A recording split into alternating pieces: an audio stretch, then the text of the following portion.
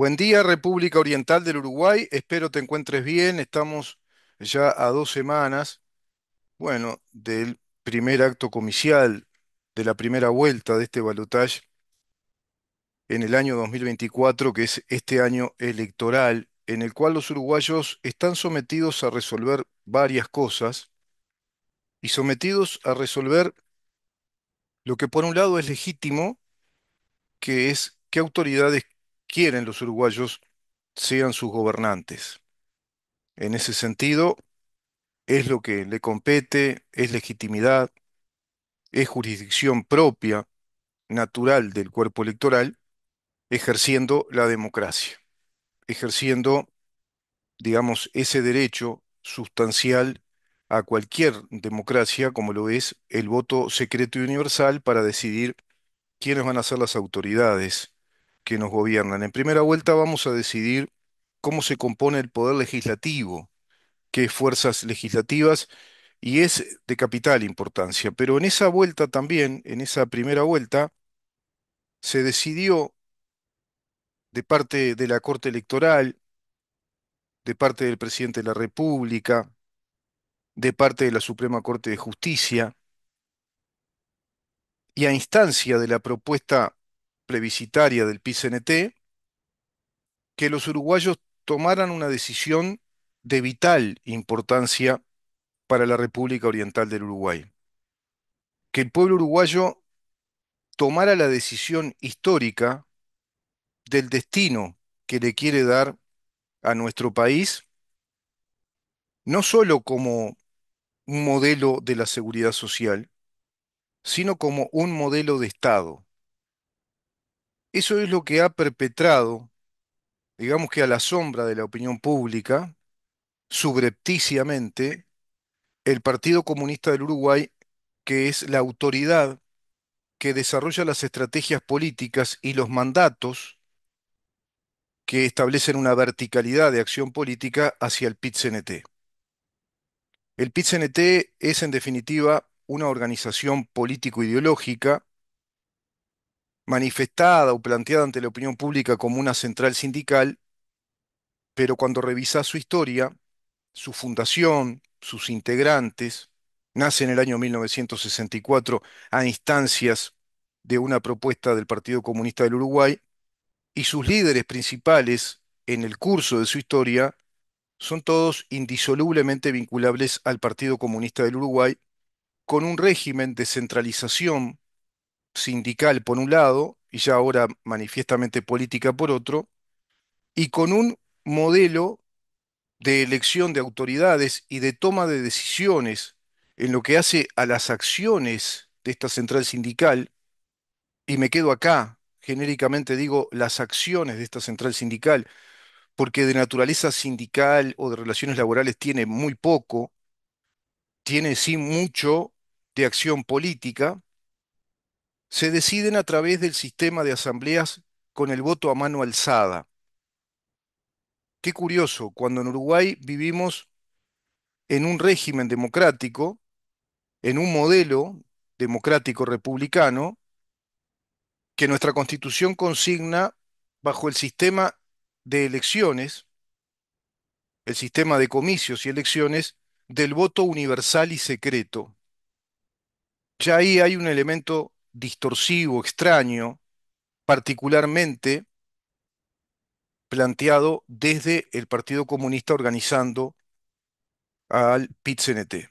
PIT-CNT, que es una central sindical, producto de aquella conjunción entre la CNT, que nace en el año 1964, interrumpida con la dictadura, y una vez que se sale, ya antes de salir la dictadura, decide habilitar un plenario intersindical de trabajadores que van precisamente a desarrollar el campo de orégano o el territorio propicio para que luego se conjugue ese plenario intersindical de trabajadores con la Central Nacional de los Trabajadores, que van a conformar el PIT-CNT, que es la misma central de siempre, planteada, organizada, mentada por el Partido Comunista del Uruguay.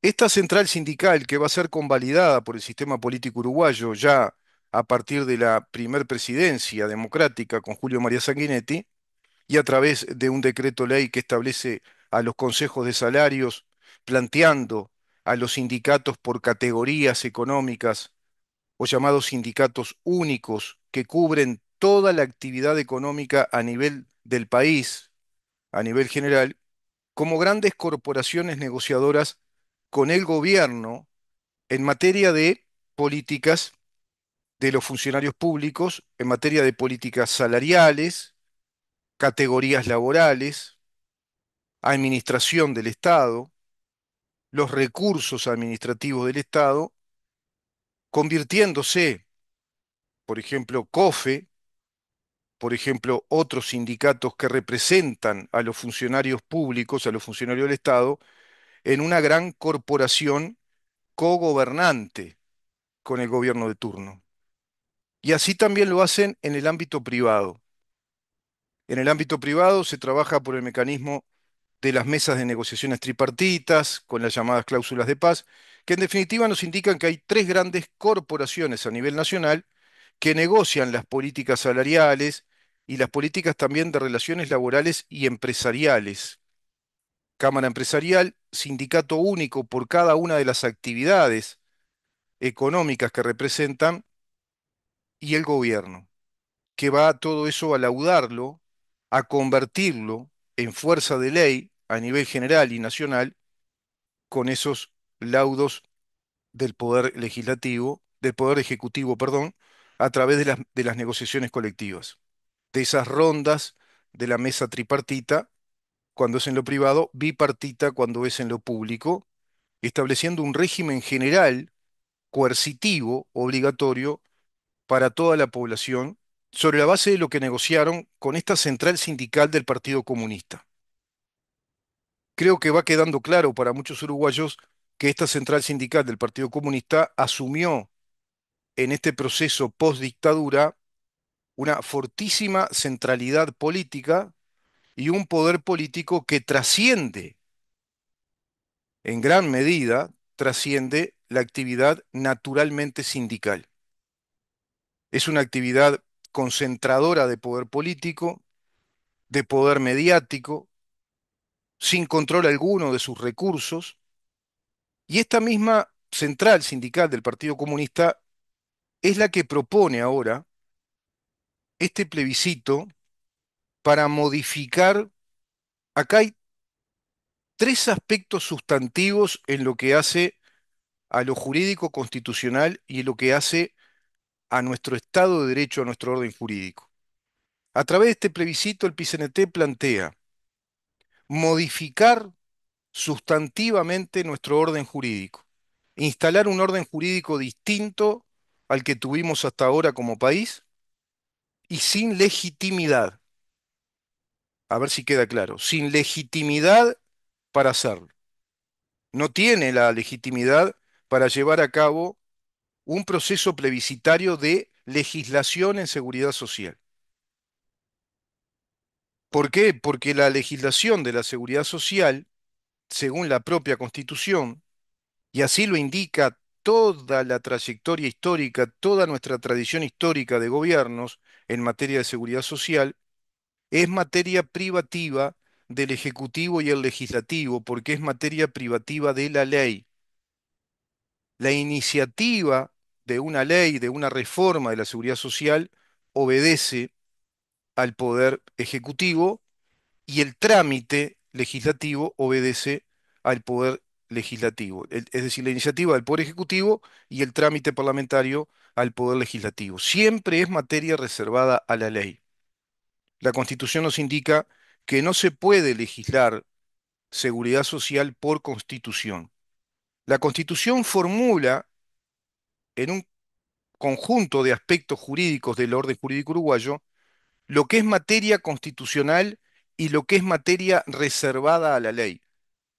Lo que la ley debe legislar, porque no es materia constitucional. La Constitución establece mandatos generales, establece principios jurídicos del orden jurídico, son los principios que informan al orden jurídico, y mandatos generales, como por ejemplo establecer que tal o cual contexto del Estado o asunto del Estado sea resuelto por ley, que es materia reservada a la ley. Bueno, en este caso desobedecen plenamente lo que formula la Constitución en el artículo 168 y desobedecen principios jurídicos que son universales, generales e indivisibles. Por ejemplo, el derecho de propiedad como un derecho inviolable, en verdad, es un principio jurídico constitucional que formula a un derecho universal, general e indivisible como derecho inviolable, derecho de propiedad, artículo 7 de la Constitución de la República. Formula como principio también jurídico de derecho universal, indivisible y general el de la seguridad. Y en este caso, la seguridad social, por ejemplo. Está la seguridad pública, la seguridad jurídica, y en este caso, la seguridad jurídica del régimen de la seguridad social. También es violado. Por lo tanto, este plebiscito introduciría a través del artículo 67 que pretenden modificar la modificación del orden jurídico de la República Oriental del Uruguay, violando al principio general, universal, de un derecho indivisible, inviolable y universal, como el derecho de propiedad, de un derecho indivisible, inviolable y general, como el derecho a la seguridad jurídica, violando el principio de la materia reservada a la ley en materia de legislación de seguridad social, violando también el principio universal, general, indivisible, de las actividades lícitas que ampara la Constitución de la República en el artículo 36. Todo esto trae como consecuencia, si fuera aprobado este plebiscito, que te repito, no tiene legitimidad, porque el PIT-CNT no está habilitado para llevar a cabo una función política de estas características, dado que está siendo representado por funcionarios públicos asimilados a los sindicatos que integran el PIT-CNT, y nuestra Constitución, a texto expreso, dice que el funcionario público está a la función y no la función al funcionario público y no puede desarrollar ningún tipo de actividad proselitista, artículo 58. No puede desarrollar ningún tipo de actividad proselitista, sea en el lugar de trabajo o en el horario de trabajo, y tampoco en lo que haga al vínculo indisoluble de su persona con la función que cumple en calidad de funcionario público. Y todo eso es lo que hicieron los integrantes del PCNT, desobedeciendo mandatos constitucionales en este caso. Porque la Constitución acá manda inhibir, prohibir la actividad proselitista de los funcionarios públicos. Manda prohibir, se prohíbe, se inhibe cualquier tipo de actividad política proselitista en nombre de la función pública y en calidad de funcionario público. Porque el funcionario público es un subordinado a los cometidos esenciales del Estado. Todo esto viola abiertamente este plebiscito que no ha sido inhibido como corresponde de parte de autoridades jurisdiccionales como la Corte Electoral, de parte de una autoridad nacional superior, suprema, como el primer magistrado de todos nosotros, jefe de Estado y jefe de gobierno, como lo es el presidente de la República, teniendo los dispositivos a mano para hacerlo, está en el artículo 168, dispositivos que, claro, le tienen tirria, le viene urticaria plantear algo así porque quedan muy mal con los amigos comunistas con los cuales están cogobernando el país desde hace décadas. Pero se pueden establecer perfectamente medidas de prontas de seguridad, porque acá hay una embestida contra el Estado. Acá hay un acto de terrorismo contra el orden jurídico del Estado, perjudicándolo de gravedad si este plebiscito saliera aprobado de modo ilegítimo, porque el cuerpo electoral, a su vez, no tiene jurisdicción en la materia. El cuerpo electoral uruguayo no tiene competencia ni jurisdicción en lo que hace a la seguridad social. Por lo tanto, violan el orden jurídico uruguayo, modifican sustantivamente el orden jurídico uruguayo, el de propiedad privada como un derecho indivisible, como un derecho universal inviolable, la seguridad jurídica como un derecho universal inviolable, la lícita actividad profesional, empresarial, comercial, como un derecho inviolable, en tanto es lícita. Bueno, y esto trae aparejados otros efectos muy negativos que son efectos económicos y financieros. Uruguay pierde inmediatamente, si este plebiscito fuera aprobado, perdería inmediatamente el rango inversor. Y al perder el rango inversor, Uruguay, que tiene más o menos una deuda externa que está en los 40.000, 42.000 millones de dólares, por la que hoy paga un interés que equivale a 2 puntos del PBI más o menos, bueno, incrementaría un punto más prácticamente de PBI, tendría que pagar el interés del préstamo que solicitara al perder el rango inversor, más o menos pagaría un interés que incrementaría en unos 560 millones de dólares. Esto provocaría déficit fiscal. Por otra parte, esta reforma plantea que se elimina la actividad de las AFAPs van a ser expulsadas del país y a través de un mecanismo confiscatorio, es decir, el robo de esa propiedad privada, todo eso que obedece al régimen de la propiedad privada, como el pilar individual de los ahorros capitalizables o la capitalización de los ahorros, que están en el entorno de los 24.000 millones de dólares, se trasladan a un fideicomiso del BPS robando el dinero, robando la propiedad privada de las empresas privadas que trabajan en el Estado uruguayo hace 28 años y de 1 millón, prácticamente de 1.600.000 uruguayos, quizá un poco menos porque hay gente que ya está en retiro y han, bueno, ya retirado los dineros o se van del país, empresas que se van, que se están yendo del país. Se dio ahora una fuga, es decir, se retiraron fondos de deuda, bonos de deuda pública, se le vendieron de nuevo a Uruguay, se fueron los inversores en bonos de deuda pública en un volumen de 700 millones de dólares. Por otra parte, esta reforma plantea que se elimina retroactivamente el derecho de propiedad porque eliminan retroactivamente la capitalización de los ahorros. Todos los titulares de los ahorros capitalizables y ya capitalizados, todos los titulares del sistema de capitalización de ahorros dejan de ser titulares, dejan de ser propietarios a la fecha de que se inscribieron a este sistema y se hace retroactivo a nivel legal a la primer ley del año 1995. Por lo tanto, un universo enorme de uruguayos, seguro que más de 1 millón, pasarían obligatoriamente de modo coercitivo por vía constitucional al régimen del reparto. Les quitan la propiedad privada, ese dinero que le robaron, todo ese dinero que robaron y pasaron a un fideicomiso del BPS, bueno, los convierte constitucionalmente en, digamos, aportante del sistema jubilatorio del reparto, del sistema del reparto. Y acá se ocasiona un mundo de inconvenientes jurídicos, ¿no? Porque esto realmente es un mamarracho jurídico, es un atentado a la estabilidad jurídica, a la certeza jurídica. Esas personas durante todos esos años, mientras estuvieron en el sistema mixto aportando por el pilar individual de la capitalización de ahorros, lo que hicieron fue generar un derecho de propiedad y no aportaron al régimen jubilatorio, que aportaron sí en la otra mitad. Ahora quedarían enteramente como aportantes jubilatorios, pero quedan debiendo plata al BPS, porque le están debiendo desde la fecha en que dejaron de aportar la mitad, el 7,5% del 15% obligatorio.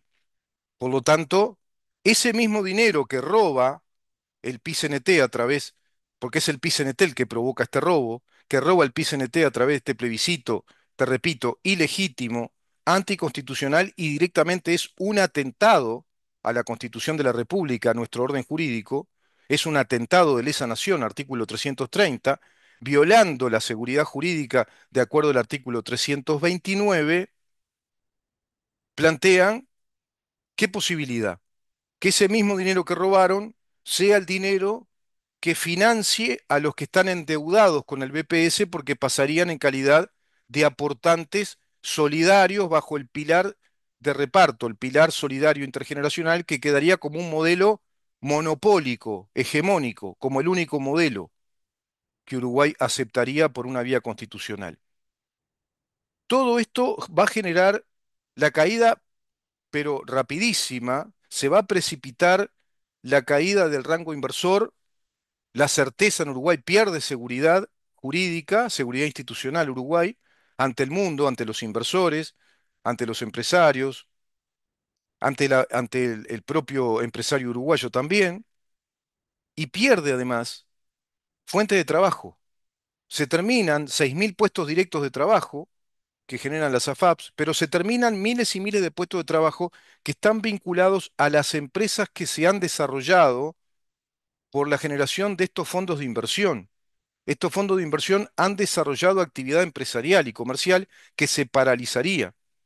Ese dinero, 24.000 millones de dólares prácticamente, es virtuoso en tanto dinamiza la economía uruguaya movilizando un contexto de la economía uruguaya. Ahora, ese dinero robado al BPS no sirve para nada porque el BPS es una entidad del Estado que año a año nos gasta 10.000 millones de dólares, porque el BPS no invierte, el BPS no produce dinero, el BPS no es una empresa, el BPS no coloca dinero y lo reproduce. El BPS no reproduce dinero. Ese dinero que robarían queda estancado en un fideicomiso del BPS y son 24.000 millones de dólares para una entidad que año a año precisa 10.000 millones de dólares. Pero si a su vez le agregás ahora un universo de aportantes obligatorios para la jubilación en un 100%, esos aportantes van a estar endeudados, por lo tanto van a tener que aportar el doble y le van a exigir a los empresarios que también aporten el doble de lo que aportan por lo menos. Todo esto va a producir un efecto en espiral descendente, imparable. O si a vos te gusta más la expresión efecto dominó. Te voy a mostrar unos cuadros, a ver si los encuentro por acá, de especialistas en estos temas, que indican los 10 puntos que se darían como un desenlace muy negativo. Los 10 puntos que, bueno, darían un desenlace tremendo, brutal. A ver si vamos encontrando. Bueno, empecé al revés. Vamos a ver si por acá empezamos por el principio. Punto número uno, costo descomunal. Si se aprueba el plebiscito jubilatorio, el déficit del BPS podría llegar al 8,1% del Producto Bruto Interno. ¿Te imaginás un IVA de 43,5%? ¿O que los aportes personales y patronales suban al 56,9%? Claro, porque van a quedar endeudados con el BPS, van a tener que aportar el doble o el triple, y la plata incluso que han robado, ¿qué es lo que va a financiar? Porque esa plata no alcanza ni para 2 años de funcionamiento del BPS. Además, esto no incluye el impacto en las cajas policial, militar, notarial, bancaria y profesional. El costo es más alto de lo que parece, porque estas personas que van a quedar endeudadas y tienen que aportar el doble o el triple, ¿de dónde lo van a hacer con la pérdida de fuentes de trabajo que se van a desencadenar? Esto es claramente un robo a la propiedad privada, es un robo a la estabilidad jurídica del Uruguay. Van a modificar por constitución todo nuestro orden jurídico, perdiendo Uruguay rango inversor, perdiendo certeza jurídica, perdiendo seguridad jurídica en el mundo de los capitales, de las inversiones, en el mundo empresarial, comercial, en el mundo de los emprendedores. Esto está publicado por la Cámara de Comercio y Servicios del Uruguay. Es obvio que este dinero lo van a robar. No cabe duda que es eso. Se van a robar el dinero y no te van a pagar nada. Es típica de los comunistas. Y todo esto es una estrategia comunista que lamentablemente el sistema político uruguayo convalidó o legitimó cuando no tiene legitimidad alguna. Plebiscito jubilatorio, ¿cómo afectará tu futuro y el de todos los uruguayos? Consultamos a expertos en leyes y seguridad social, dice este informe de Cámara de Comercio y Servicio del Uruguay, para analizar las consecuencias de su aprobación. Los datos muestran un escenario preocupante que afecta a todos. Es nuestro deber informar y abrir el debate. Creo que ya es tarde, ¿eh? Creo que esto se tendría que haber hecho hace mucho tiempo. ¿Mm? Bueno, por acá abrí lo mismo. Vamos a ver si encontramos otro punto. Punto 3 apareció acá, deudas para todos. Derogar parte de la reforma de 1995 crearía para trabajadores, jubilados y empleadores deudas con el BPS retroactivas, lo que te decía, y de hasta 28 años de antigüedad. ¿Cómo van a pagar la deuda retroactiva a 28 años de antigüedad? ¿Por qué esto? Porque te dicen en las disposiciones transitorias y especiales de esta papeleta lamentable, atentatoria para con nuestro Estado de Derecho, que las personas afiliadas al régimen de jubilación por ahorro individual previsto en la ley 16.713 del 3 de septiembre de 1995 se incorporarán al régimen de jubilación por solidaridad intergeneracional. Retroactivamente, quitan a todos los que están bajo el pilar individual de ahorro capitalizable, les quitan la propiedad, les quitan los derechos generados, todos los derechos que fueron adquiridos bajo el régimen de la seguridad social, para pasarlos coercitivamente al régimen de la solidaridad intergeneracional, administrado por el Banco de Previsión Social, con carácter retroactivo a la fecha de afiliación, con carácter retroactivo a la fecha de afiliación. Ahora, gran pregunta, a ver, que nos digan cómo van a financiar esto. ¿Cómo se van a financiar deudas con el BPS retroactivas y hasta pueden ser de 28 años de antigüedad, otras de 25, de 20, de 15? ¿Cómo se va a hacer?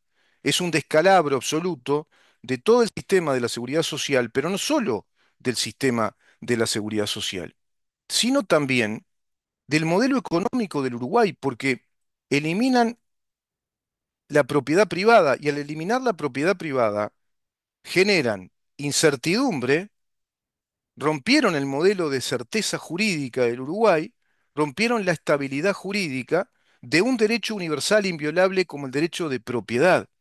Es increíble este atentado comunista que esté legitimado. Pérdida de grado de inversor. Punto 4. La aprobación del plebiscito dañará la calificación crediticia de Uruguay, que deberá afrontar tasas de interés más altas. Claro, el país pagaría intereses más altos por su deuda, lo que implica un incremento del déficit fiscal. ¿Te das cuenta que en verdad lo que van a hacer es robarte la plata? Se lo digo a todos aquellos que seguramente van a votar por el plebiscito, integrados al pilar individual de la capitalización de los ahorros y quizá con muchos años de esfuerzo y ya con un capital importante, que estamos hablando de miles y miles de dólares que incluso son heredables. Punto 5. Regreso a la edad jubilatoria de 60 años. El plebiscito promete que podrás jubilarte a los 60 años, pero solo quienes tienen 30 años de aporte. Ojo, tenés que tener 30 años de aporte para jubilarte a los 60 años, que suelen ser los salarios más altos del país. Podrán acceder a esto. ¿Estás entre ellos? Informate y tomá la decisión correcta, tomá la mejor decisión. ¿Estás dentro de los que ganan más y tenés ya 30 años de aporte o te vas acercando a los 30 años de aporte? Pero además en un país que se va a descalabrar, ¿te parece que es viable este modelo, digamos, totalitario, monopólico del sistema intergeneracional del reparto con un BPS que genera pérdidas, que tiene que estar financiado de distintas maneras? El ataque a la propiedad privada y la certeza jurídica es algo clave que te lo repito. El plebiscito jubilatorio busca confiscar el ahorro previsional de los trabajadores sin compensación justa. Esto es un ataque a la propiedad privada y podría desencadenar juicios contra el Estado. Yo te diría que yo saco acá el subjuntivo o el condicional, es que va a desencadenar juicios contra el Estado, aumentando la carga fiscal de forma impredecible. Bueno, estos son algunos de los efectos más o menos predecibles, pero hay mucho más. Yo me imagino, incluso con suspicacia holmiana, que esto puede perpetrar el robo a los uruguayos, que cuando Uruguay se desfinancie, pierde rango inversor, juicios contra el Estado, el BPS que va a quedar desfinanciado, el BPS que no te va a poder pagar esas jubilaciones, la pérdida de fuentes de trabajo, de miles y miles de puestos de trabajo, se va a tener que pagar seguros por desempleo. ¿Quién va a pagar esos seguros por desempleo? ¿Qué necesidad de provocar todo esto cuando la cosa funciona muy bien y hay un contexto dinamizador de la economía uruguaya porque está formando capital y está reproduciendo ese capital y está generando que un mundo de uruguayos integren eso a su patrimonio, a su propiedad privada? ¿Cómo pensar en romper, en violar el orden jurídico de la estabilidad jurídica, de un derecho inviolable que le da razón de ser a nuestro Estado, el derecho de propiedad? Es realmente lamentable. Hay que pensar en serio esto, pero claro, muy desprotegidos estamos todos por el sistema político uruguayo que no salió, por lo menos, a hacer una campaña mediática con fuerza, dado que tendría en principio que haber hecho lo siguiente, haber inhibido o desautorizado este plebiscito, porque el contenido plebiscitario es ilegítimo, es un contenido no plebiscitable, viola la Constitución de la República, altera los principios sustanciales de la Constitución de la República y altera nada más y nada menos, viola, rompe, fractura directamente la estabilidad jurídica y al Uruguay de certezas, al Uruguay de confianza, para que vengan capitales y se produzcan más y más trabajo, más producción, más trabajo, más inversión, más trabajo, más calidad de inversión, más calidad de trabajo y más sustentabilidad. Bueno, así son los comunistas y lo que hacen es provocar precisamente el desfinanciamiento del sector privado, es provocar esta alteración al orden jurídico uruguayo, es provocar una fractura de gravedad muy lesiva, prácticamente de muerte, a la Constitución de la República para ir a un punto sin retorno porque perdiendo la seguridad jurídica no la recuperaremos nunca más. Ya está lesionada. Incluso si el plebiscito no fuera aprobado, pero el grado de adhesión es alto, también perderíamos rango inversor, porque genera incertidumbre en los mercados internacionales. Vamos a una pausa y continuamos.